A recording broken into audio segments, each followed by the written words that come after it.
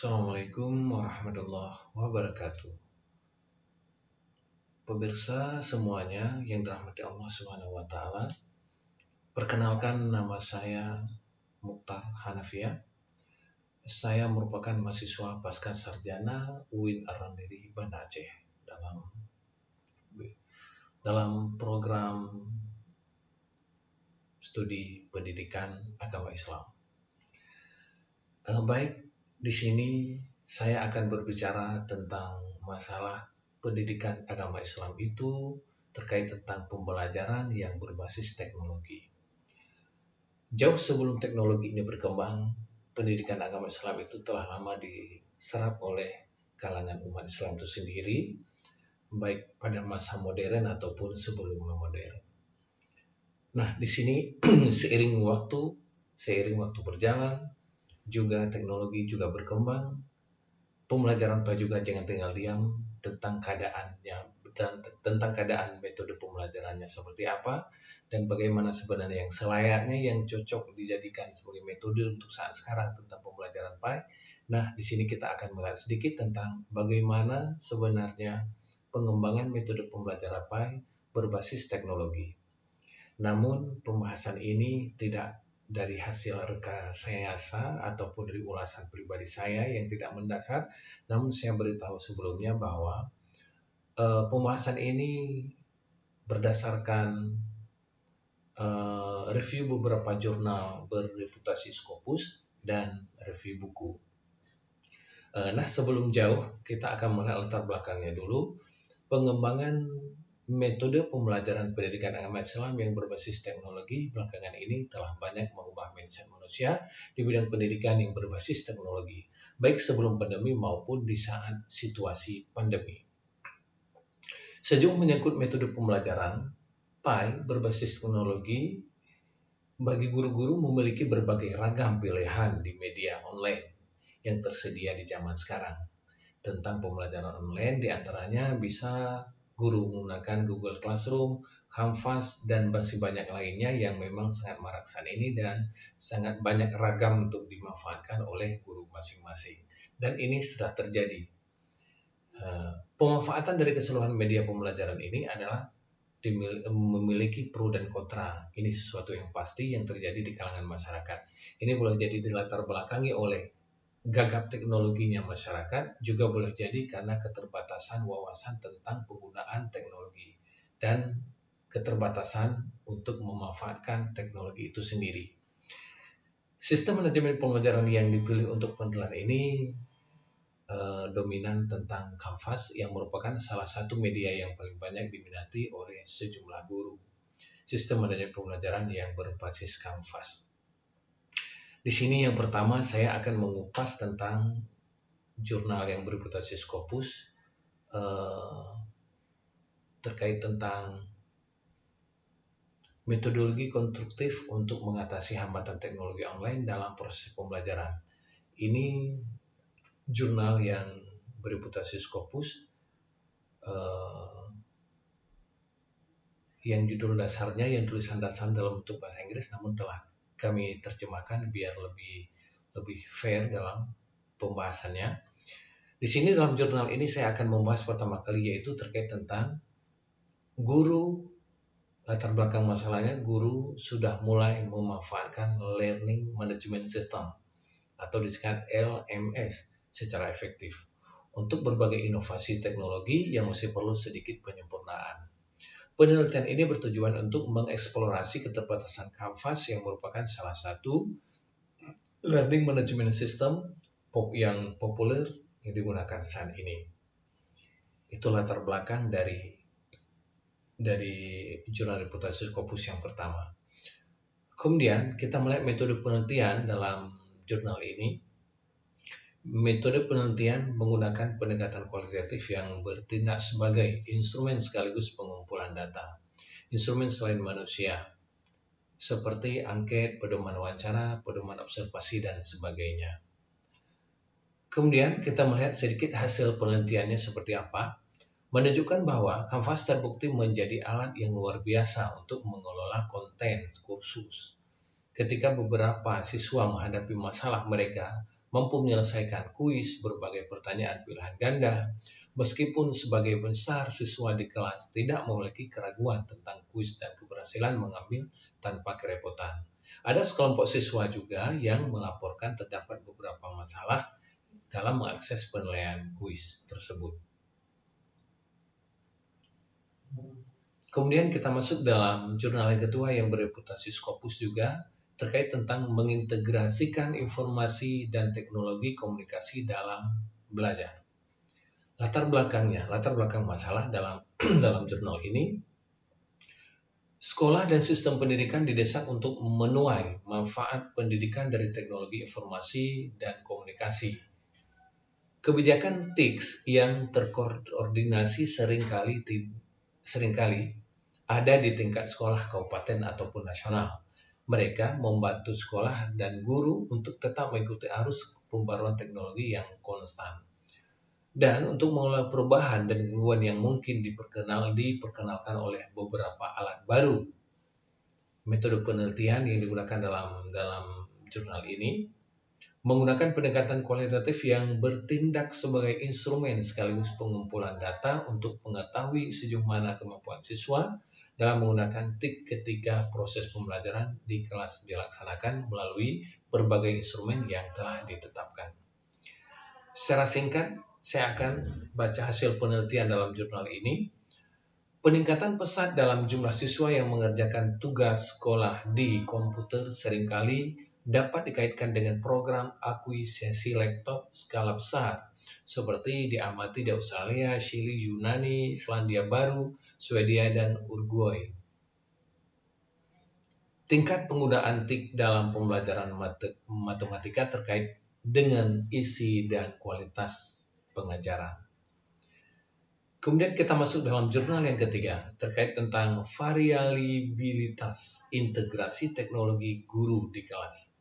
Latar belakang masalahnya, sebagian besar penelitian sebelumnya adalah cross-seksional yang tidak memungkinkan untuk menyelidiki variabilitas dan hubungan timbal balik antara motivasi guru dan integrasi teknologi. Secara sistematis, kami menelusuri lintasan motivasi guru dalam jambatan dan kuantitas dan kualitas integrasi teknologi selama 6 minggu melalui web, buku harian guru berbasis. Dalam buku harian guru ini, setiap minggu guru menilai motivasi mereka. Metode yang digunakan dalam penulisan ini, penelitian menggunakan pendekatan kualitatif yang bertindak sebagai instrumen sekaligus pengumpulan data. Instrumen selain manusia seperti angket, pedoman wawancara, pedoman observasi, dan sebagainya. Hasil penelitiannya mengidentifikasi 2 pelajaran dari setiap guru dengan perbedaan terbesar dalam integrasi teknologi mereka. Akhirnya, kesamaan dan perbedaan antara pelajaran yang dipilih di antara guru diidentifikasi dan kesimpulan diturunkan. Untuk menyempurnakan analisis, kami dan memastikan penelitian analisis kualitatif kami, setiap langkah dan khususnya kesimpulan didiskusikan di antara para penulis. Kemudian kita masuk dalam jurnal yang keempat yang berhipotesis Scopus pula, terkait tentang penggunaan teknologi dan pengaruh keyakinan individu terhadap penyerapan kapasitas melalui perilaku di lingkungan belajar. Latar belakangnya,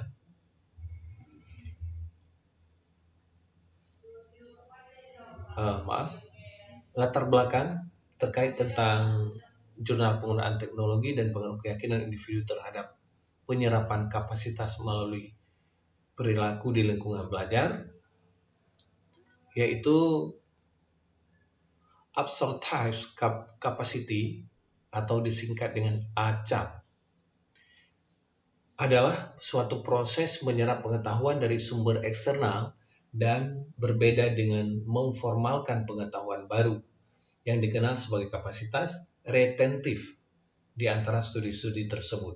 Kerangka Zahra dan George memainkan posisi penting.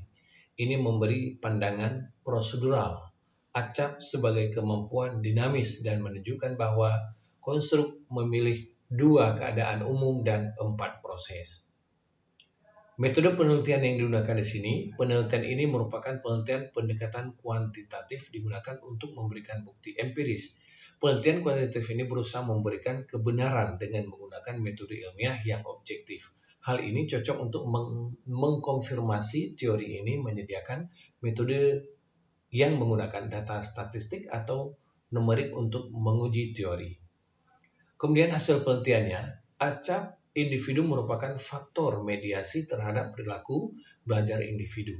Ini menambah literatur tentang pembelajaran dan kinerja penelitian lebih lanjut akan membantu memahami efek kausal ini secara lebih rinci.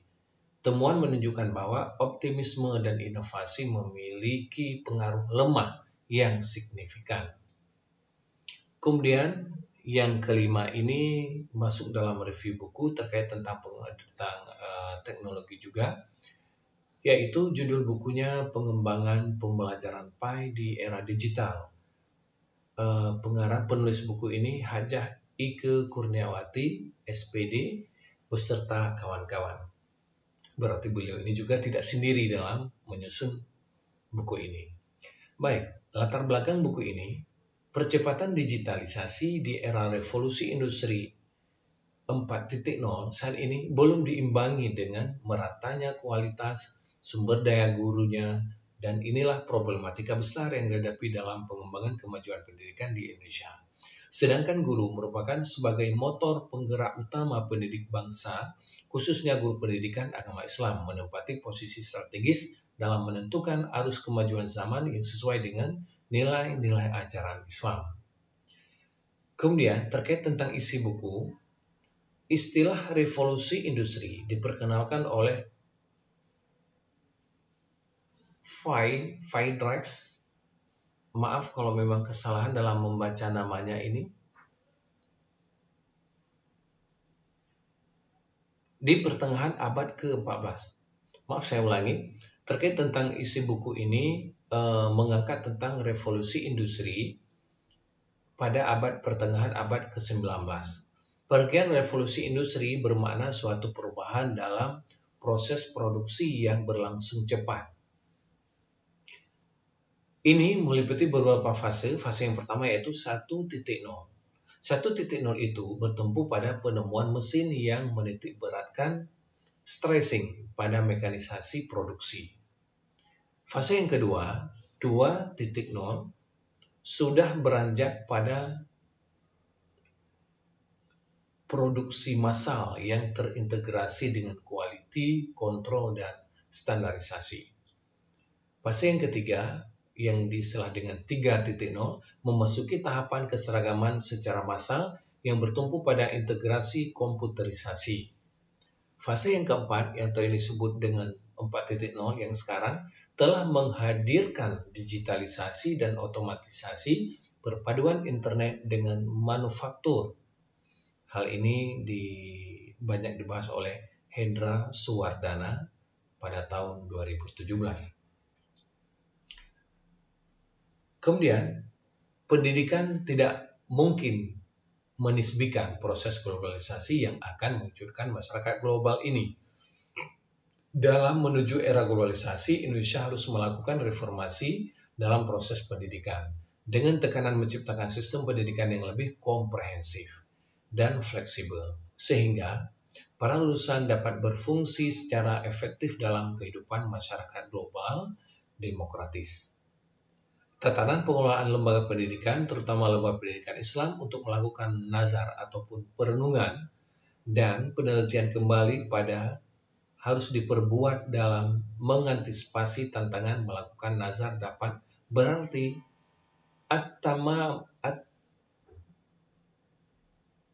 at-ta'ammul wal fasah, yakni melakukan perenungan atau menguji dan memeriksa secara cermat dan mendalam dan bias. Berarti taklid al-basar wal basirah lil idrak al-asyai wa ru'yati. Asyai wa ru'yati. Yakni melakukan perubahan pandangan, cara pandang, dan cara penalaran, yaitu kerangka berpikir untuk menangkap dan melihat dan melihat sesuatu, termasuk di dalamnya adalah berpikir dan berpandangan alternatif serta mengkaji ide-ide dan rencana kerja yang telah dibuat dari berbagai perspektif guna mengantisipasi masa depan yang lebih baik.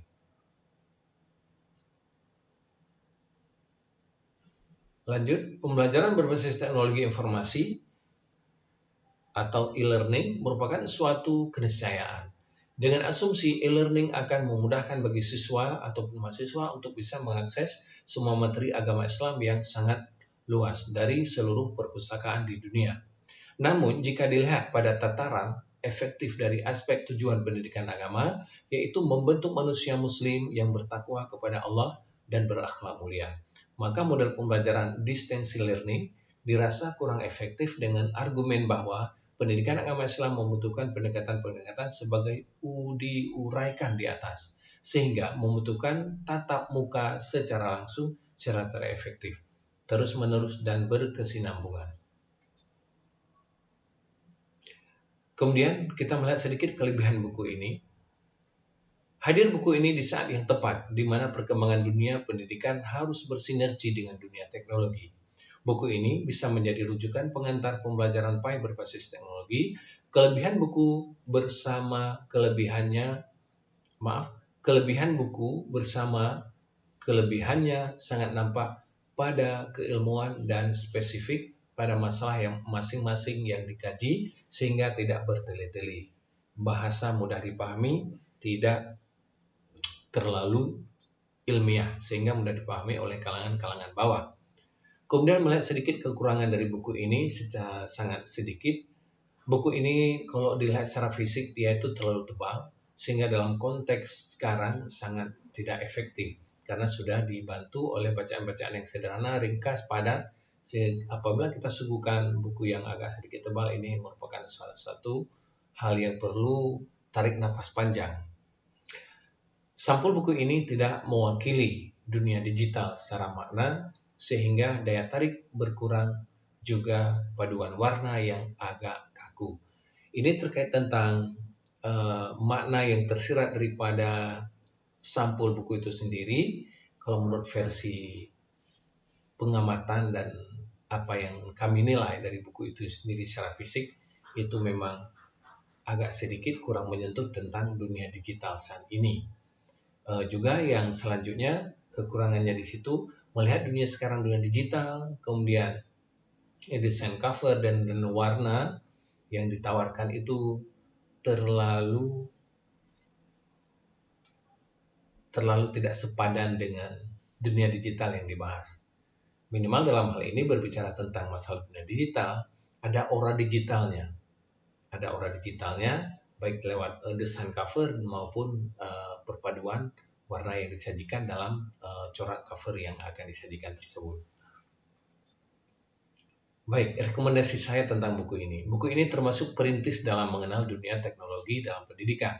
Baik tersedia dalam bentuk e-book, sangat ideal menjadi rujukan oleh para pelajar dan pegiat pendidikan, terutama yang mengkaji tentang pembelajaran PAI yang berbasis teknologi. Kiranya buku ini agar dapat dijadikan bahan rujukan utama, diminati, serta mendapatkan manfaat dengan memiliki dan mengoleksi serta membaca buku yang original ini seutuhnya. Namun terkait tentang keseluruhan buku ini, metode pembelajaran PAI berbasis teknologi, bila kita melihat dari pertama tadi, dari jurnal pertama yang berbasis Scopus, kemudian yang terkait tentang seluruh hal yang ada dalam jurnal ini terkait tentang sentuhan teknologi, ini semuanya adalah menggambarkan bagaimana kebutuhan dan kepentingannya dunia pendidikan sekarang terhadap teknologi. Maka jika kita meninggalkan perkembangan teknologi tersebut, kita akan ditinggalkan oleh dunia itu sendiri. Maka saya menghimbau kepada kita semua, para pegiat pendidikan, para guru-guru, dan para simpatisan pendidikan lainnya, baik kiranya jika memanfaatkan teknologi ini sebagai sarana untuk memajukan pendidikan agama secara khusus dan pendidikan umum secara keseluruhannya. Di sini saya mengimbau kepada seluruh para pendidik dan simpatisan pendidikan maupun orang tua itu sendiri, jangan pernah lari dengan teknologi. Namun jadikannya itu sahabat kita untuk menghadapi masa depan yang lebih cerah. Hidup tanpa teknologi untuk zaman sekarang berarti hidup Anda itu gelap. Maka ingin terang hidup Anda, bersentuhanlah dengan teknologi. Di situ akan menawarkan berbagai jasa teknologi untuk memudahkan langkah-langkah Anda. Baik di bagian pendidikan itu sendiri juga bagian-bagian yang lain yang bermanfaat sekali dalam menghadapi hidup di zaman sekarang, di era 4.0. Demikian uraian singkat saya terkait tentang pembelajaran PAI berbasis teknologi. Kemudian di sini ada sedikit saya ikatkan keseluruhan review tersebut dari jurnal pertama sampai 4 juga ditambah dengan buku. Saya kaitkan semuanya tentang hubung kait dengan metode pembelajaran PAI berbasis teknologi. Penerapan dari pendidikan untuk menghadapi revolusi industri 4.0 adalah satu, anak dididik dan dilatih dengan cara bekerja sambil belajar. Artinya, teknologi masuk dalam dunia pendidikan dan dunia kerja menjadi lebih efektif. Kecerdasan berpikir anak dikembangkan dengan seluas-luasnya melalui metode-metode pembelajaran dengan pendekatan teknologi. Dua, memupuk kepribadian anak dengan kepribadian Indonesia, sehingga menjadikan pribadi yang dinamis, percaya diri, berani, bertanggung jawab, dan mandiri. Yang ketiga, pelajaran tidak hanya diberikan pada jam belajar saja, tetapi juga dalam setiap kesempatan di luar jam sekolah. Dan yang keempat, contoh perbuatan baik diterapkan karena lebih berhasil dalam membina watak yang baik. Hal ini yang membedakan manusia dengan mesin di era globalisasi industri keempat ini, di mana pelajaran bisa diciptakan lebih menyenangkan dengan langkah-langkah yang ditawarkan oleh teknologi. Sebagai contoh, pemanfaatan teknologi dalam pembelajaran PAI misalnya saja dengan menggunakan PowerPoint dan dikombinasikan dengan audio dan video, hal ini menjadi nuansa baru dalam metode pembelajaran PAI. Lebih-lebih lagi sekarang banyak pembelajaran secara virtual maupun mau tidak mau semua pelajaran dan pendidik dipaksa harus mampu mengelola pembelajaran online. Maaf tulisannya kurang tepat. Ternyata seiring waktu berjalan semua kalangan pelajar dan pendidik mengakui kelebihan dan keunggulan teknologi terlepas dari salah dalam pemanfaatannya. Demikian bahasan saya yakin banyak kurangnya, masih banyak butuh saran dan masukan. Ini saya belajar dalam konteks ini, barangkali ini salah satu mengukur di mana kekurangan saya. Yakin saya terhadap keterbatasan literatur yang saya utarakan ini, maka dengan ini saya mohon saran dan masukan yang bermanfaat bagi saya dan bagi yang lainnya, kiranya dapat mengambil manfaat jika ada manfaatnya dan harap memaafkan jika memang hal ini tidak tepat seperti yang diharapkan. Mohon maaf atas segala kekurangan dan terima kasih atas segala kebaikan. Terima kasih sekali lagi. Mau saya akhiri. Assalamualaikum warahmatullahi wabarakatuh.